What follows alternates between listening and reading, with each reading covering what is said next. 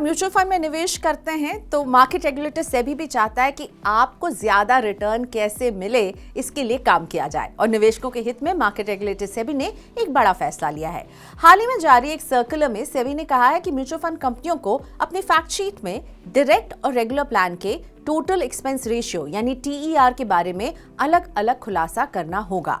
Direct और regular plan में कितना रिटर्न मिला है, दोनों स्कीम के रिटर्न में कितना अंतर है, इसका पूरा ब्यौरा भी इन्वेस्टर्स को देना होगा और इसमें आपका कैसे फायदा है ये हम आपको बताएंगे। लेकिन डायरेक्ट और रेगुलर प्लान में क्या अंतर होता है ये भी समझिए। इन दोनों स्कीम के इस अंतर से आपको कैसे फायदा होगा ये अब आपको बताते हैं। स्टार्टअप और फिनटेक कंपनियों ने कई सारे फिनटेक प्लेटफॉर्म खोल दिए हैं जिसमें आप बहुत ही इजीली अब म्यूचुअल फंड में निवेश कर पाते हैं। तो सही मायनों में देखें तो ऑनलाइन प्लेटफॉर्म आने से निवेशकों की समझ भी बढ़ रही है, लेकिन अब भी बड़ी संख्या में लोगों को ये नहीं पता कि डायरेक्ट और रेगुलर प्लान में क्या डिफरेंस होता है। दरअसल म्यूचुअल फंड में निवेश के दो तरीके हैं, डायरेक्ट और रेगुलर प्लान। डायरेक्ट प्लान के जरिए निवेशक सीधे म्यूचुअल फंड स्कीम में पैसा लगाते हैं और निवेश के इस प्रोसेस में कोई भी डिस्ट्रीब्यूटर या एजेंट शामिल नहीं होता है। वहीं अगर रेगुलर प्लान की बात करें तो इसमें आप किसी डिस्ट्रीब्यूटर या एजेंट के जरिए निवेश करते हैं। रेगुलर प्लान में म्यूचुअल फंड कंपनी डिस्ट्रीब्यूटर को हर साल कमीशन देती है और इसका भुगतान आपकी निवेश की राशि में से ही किया जाता है। इस तरह म्यूचुअल फंड के डायरेक्ट और रेगुलर प्लान में सबसे बड़ा अंतर है कि निवेश की लागत यानी खर्च क्या है। अगर आप एक डायरेक्ट प्लान में करेंगे तो खर्च कम है, रेगुलर प्लान में करेंगे तो क्योंकि डिस्ट्रीब्यूटर्स को भी एक फीस देनी है कंपनी को तो यहाँ खर्चा ज्यादा हो जाता है। रेगुलर प्लान की तुलना में डायरेक्ट प्लान की लागत कम रहती है। इन दोनों में स्कीम एक ही रहती है, स्कीम का रेगुलेशन और पोर्टफोलियो का एलोकेशन भी एक ही रहता है, लेकिन डायरेक्ट प्लान में ब्रोकर और डिस्ट्रीब्यूटर का कमीशन नहीं देना होता, इसलिए इसकी सालाना लागत जो है यानी खर्च कम हो जाती है। आमतौर पर डायरेक्ट प्लान का टोटल एक्सपेंस रेशियो यानी TER 0.6 से 1% के बीच रहता है, जबकि अगर रेगुलर प्लान की बात करें तो इसका खर्चा 1.05 से 2.4% के बीच हो सकता है।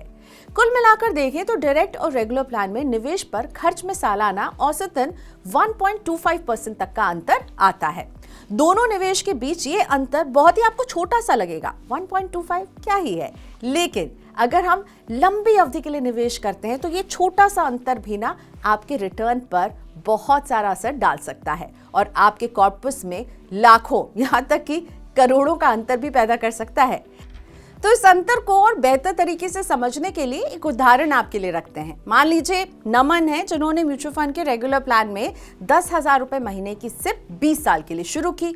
इस तरह वो 20 साल में कुल 24 लाख रुपए का निवेश कर रहे होंगे। अगर निवेश पर सालाना 12% का रिटर्न मिले तो 20 साल में 75,91,000 रुपए बनेंगे। इसमें अगर मूलधन को जोड़ लें तो नमन का जो पूरा कॉर्पस है वो 99,91,000 रुपए का हो जाएगा।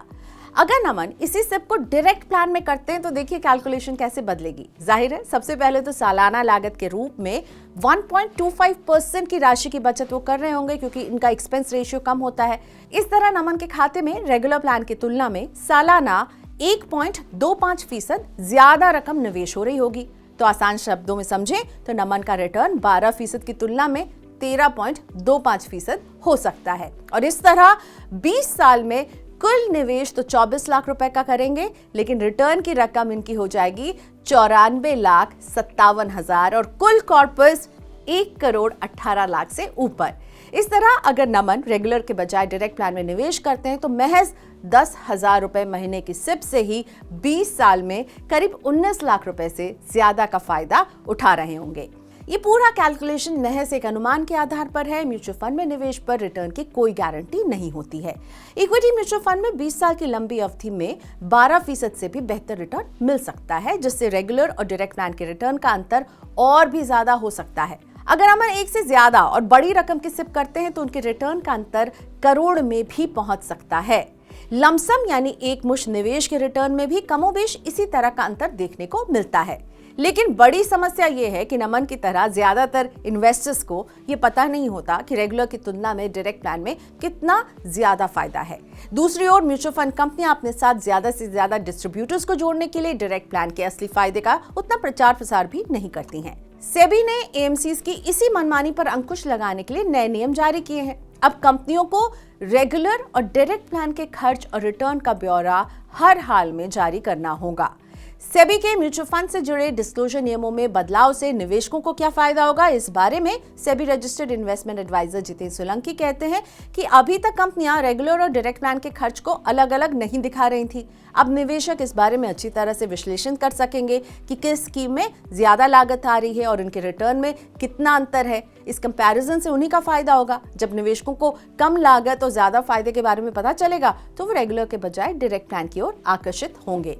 सेबी के नए नियमों से म्यूचुअल फंड उद्योग में ट्रांसपेरेंसी भी बढ़ेगी। जाहिर है ज्यादा लोग म्यूचुअल फंड में निवेश से फायदा भी उठाएंगे। इन तमाम फायदों को देखते हुए आप म्यूचुअल फंड में निवेश के लिए रेगुलर के बजाय डायरेक्ट प्लान का ऑप्शन चुन सकते हैं। डायरेक्ट प्लान में आप एसेट मैनेजमेंट कंपनी यानी एएमसी की वेबसाइट पर, stock exchange platform, mutual fund utility यानी एमएफयू या डिजिटल चैनल के ऑनलाइन प्लेटफॉर्म के जरिए निवेश शुरू कर सकते हैं। इसके अलावा कई फिनटेक ऐप हैं जो आपके फोन पर डाउनलोड हो जाएंगे बहुत ही आसानी से और म्यूचुअल फंड के डायरेक्ट प्लान में आपको निवेश की सुविधा दे रही हैं। अगर डायरेक्ट प्लान में आप निवेश कर रहे हैं तो ये बात ध्यान रखें कि जिस भी म्यूचुअल फंड में आप निवेश करें उस पर आप रिसर्च कर लें, उसके बारे में जानकारी इकट्ठा कर लें। साथ ही इस निवेश को लेकर जागरूक भी रहना होगा। डायरेक्ट प्लान ऐसे अनुभवी निवेशकों के लिए बेहतर विकल्प है जिन्हें डिस्ट्रीब्यूटर या वित्तीय सलाहकारों की जरूरत नहीं होती है। अगर आपको म्यूचुअल फंड के बारे में बारीक जानकारी नहीं है तो फिर फाइनेंशियल एडवाइजर की मदद ले सकते हैं और तब आपके लिए शायद रेगुलर प्लान चुनना ज्यादा बेहतर विकल्प रहे।